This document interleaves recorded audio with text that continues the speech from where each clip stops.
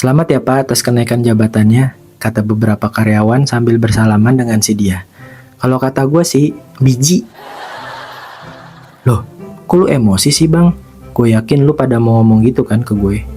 Oke, biar lu semua pada tahu, gue bakal ceritain asal muasal tuh kenaikan jabatan. Gue ini karyawan atau bisa dibilang staff. Dan gue punya bos supervisor dan bos manajer. Yang gue mau bahas sekarang si bos supervisor. Jadi bos manajer gue itu adalah orang yang perfeksionis. Dan bos supervisor gue orang yang gak tahu apa-apa. Hahau-hahau doang kayak keong. Apalagi kalau lagi dikasih kerjaan sama si bos manajer. Untung aja gue pinter ngakalin hal yang gak gue paham.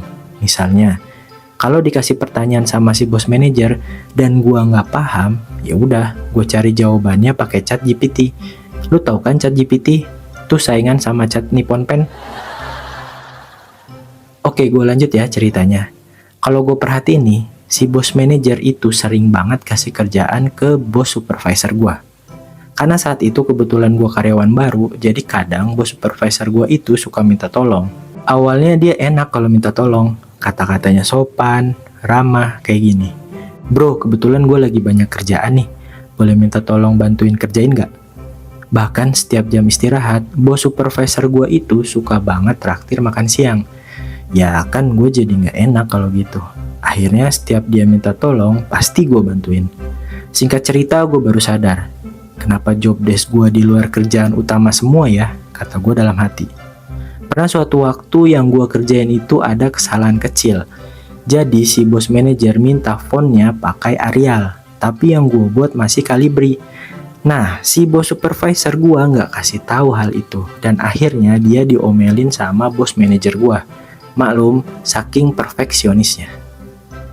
Setelah dia selesai dimarahin, ya udah, akhirnya gue jadi tumbal deh, dimarahin balik sama si bos supervisor.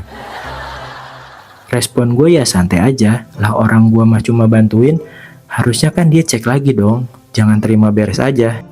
Tapi kok gue perhatiin makin kesini si bos supervisor makin seenaknya ke gue. Bahkan dia pernah nyeletuk bilang ke gue kayak gini, kerjain yang bener dong, itu kan job desk lo. Wah, di situ kesabaran gue udah habis. Gue cuma bantuin lu taplak, kenapa sekarang lu anggap itu jadi job desk gue? Kata gue dalam hati.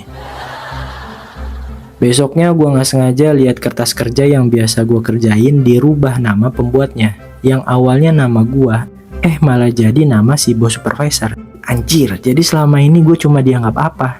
Harusnya di situ tertulis originalitas nama gue, baru kolom mengetahui nama dia. Ditambah lagi saat ada penilaian karyawan terbaik dan kenaikan jabatan, si bos kampret supervisor gue yang kepilih dan naik jabatan. Kalau tau gini, gue tolak semua kebaikan bos supervisor kampret gue itu. Gue tolak traktiran makan siangnya. Udah gitu gue ditraktir sama dia cuma makan nasi pecel paik rebon. Itu juga paiknya remehan-remehan kecil. Jadi sekarang lu udah paham kan kenapa gue panggil dia si biji?